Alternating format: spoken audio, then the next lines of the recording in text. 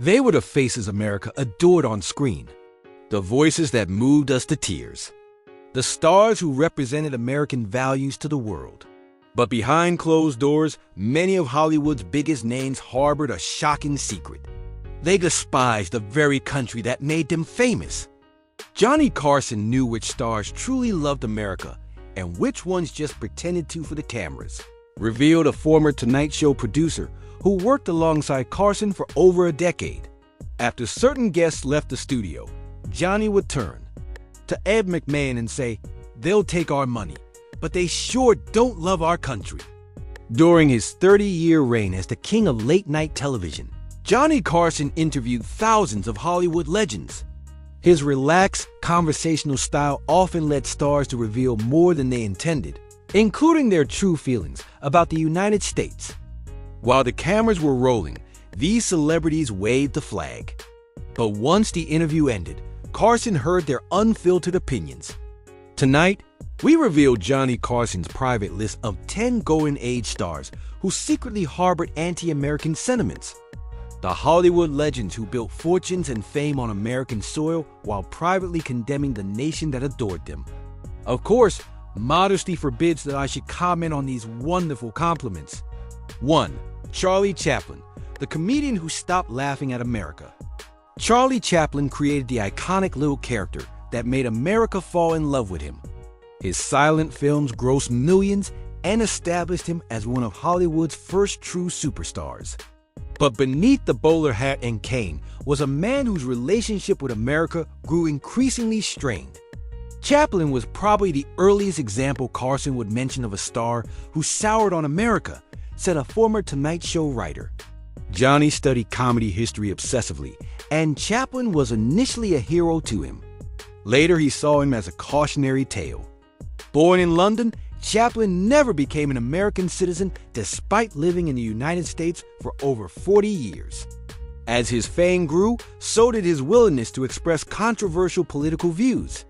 His 1940 film, The Great Dictator, boldly satirized Adolf Hitler at a time when America was still officially neutral in World War II.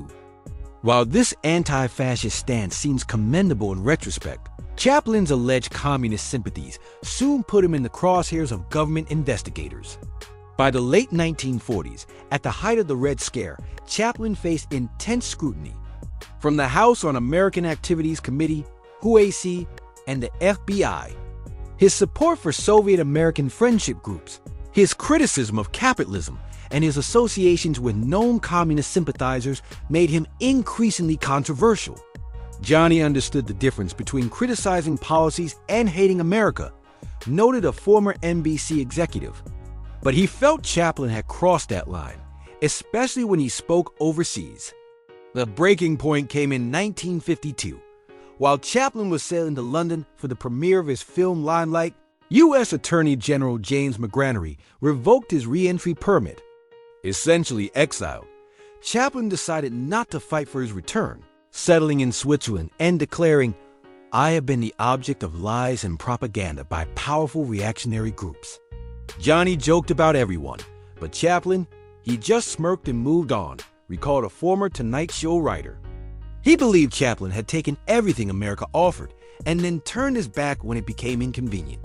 Chaplin would return to the United States only once more in 1972 to accept an honorary Academy Award. By then, Carson reportedly viewed him as the quintessential example of a star who had benefited immensely from America, while harboring deep resentment toward the country. You know she won the Academy Award for her Clute, received an Oscar nomination for They Shoot Horses, don't they? Would you welcome please Miss Jane 2 Jane, Fonda from Hollywood royalty to Hanoi Jane. Jane Fonda was Hollywood royalty to daughter. A beloved actor, Henry Fonda, an Academy Award winner, and one of the most successful actresses of her generation. But her actions during the Vietnam War earned her a place on Carson's list of stars whose patriotism he questioned. Jane Fonda was probably the most controversial guest Carson ever had on the show, revealed a former Tonight Show producer. The tension in the studio was palpable whenever she appeared, even though Johnny always remained professional on camera. Fonda's 1972 trip to North Vietnam, where she was photographed sitting on an anti-aircraft gun used to shoot down American planes, earned her the nickname Hanoi Jane and the permanent enmity of many veterans. During radio broadcasts from Hanoi, she suggested American PS were being treated humanely by their captors and called U.S. leaders war criminals. When she returned from Vietnam, The Tonight Show received thousands of letters and calls demanding Johnny never have her on again, recalled a former NBC executive. But Johnny believed in letting guests speak for themselves, though he never forgot what she had done. According to those close to Carson, he was particularly troubled by Fonda's comments calling America the aggressor in Vietnam. While Carson himself had mixed feelings about the war, he reportedly found her willingness to provide propaganda for an enemy nation during wartime deeply disturbing. She smiled on Carson's couch, but veterans never forgave her, said a former cameraman who served in Vietnam. Johnny was always cordial to her face, but backstage he made his feelings clear. He thought she'd crossed the line between protest and betrayal. Fonda later expressed regret for some aspects of her Vietnam activities, particularly the anti-aircraft gun photo, but defended her opposition to the war. For Carson and many Americans, however, the damage was done. She became the most vivid example in Carson's mind of a star who used her American fame to undermine America itself. His conscience as an American and his moral commitment when he believes in something. Would you welcome please Mr. Marlon Brando? 3. Marlon Brando, the rebel without respect for his country. Marlon Brando revolutionized acting with his raw, naturalistic performances in films like On the Waterfront and A Streetcar Named Desire. His talent was undeniable, but according to Carson's private comments, so was his contempt for many fundamental American institutions. Brando fascinated Johnny explained a former Tonight Show writer. Here was this brilliant actor made wealthy and famous by the American film industry who seemed to despise everything about American society. Throughout his career, Brando was outspoken in his criticism of American foreign policy, treatment of Native Americans, and what he viewed as the country's endemic racism. While these causes have merit, Carson reportedly felt Brando's criticism went beyond constructive engagement to express a deeper disdain for America itself. Johnny said Brando never hated fame, just the country that gave it to him, recalled a former NBC executive. He felt Brando enjoyed all the privileges of being an American star while constantly tearing down American values.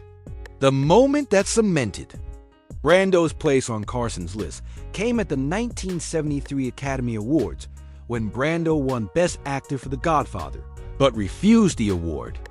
Instead, he sent Native American activist Sachin Littlefeather to read a statement declining the Oscar in protest of Hollywood's portrayal of Native Americans and the standoff at Wounded Knee. That Oscar boycott really bothered Johnny, said a former producer, not because he disagreed with supporting Native American rights, but because he thought Brando was grandstanding, using America's biggest award ceremony to publicly shame the country rather than working constructively for change. Brando's increasingly erratic behavior and reclusive lifestyle in later years only reinforced Carson's impression of him as someone fundamentally disconnected from and ungrateful to the nation that had made him a star.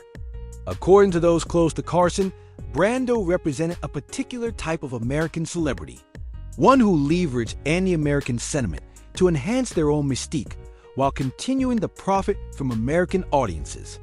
Those who tried to express in their lives and their work the truth that they believed in. 4. Vanessa Redgrave, the British star who condemned her American paychecks. Though not strictly a golden age Hollywood star, British actress Vanessa Redgrave made Carson's list for her outspoken criticism of America while actively pursuing work in American films and on Broadway. Redgrave was different because she wasn't American to begin with, explained a former Tonight Show booker. But Johnny thought that made her comments even worse. She was coming to America for the career opportunities while simultaneously condemning the country providing those opportunities. Throughout the 1970s, Redgrave was notorious for her far-left political activism, including support for the Palestine Liberation Organization, PLO, at a time when most Americans viewed it as a terrorist organization. Her 1977 documentary, The Palestinian, explicitly criticized American policy in the Middle East, calling the U.S. imperialist and condemning its support for Israel. The controversy peaked at the 1978 Academy Awards when Redgrave won Best Supporting Actress for Julia. During her acceptance speech, she thanked the Academy for standing firm against a small bunch of Zionist hoodlums who had protested her nomination due to her pillow support. The audience audibly gasped and booed. She spoke her mind but never spoke up for the country paying her checks. A former Carson associate recalled Johnny saying he thought there was something fundamentally hypocritical about coming to America for the financial opportunities while expressing contempt for American values and Polici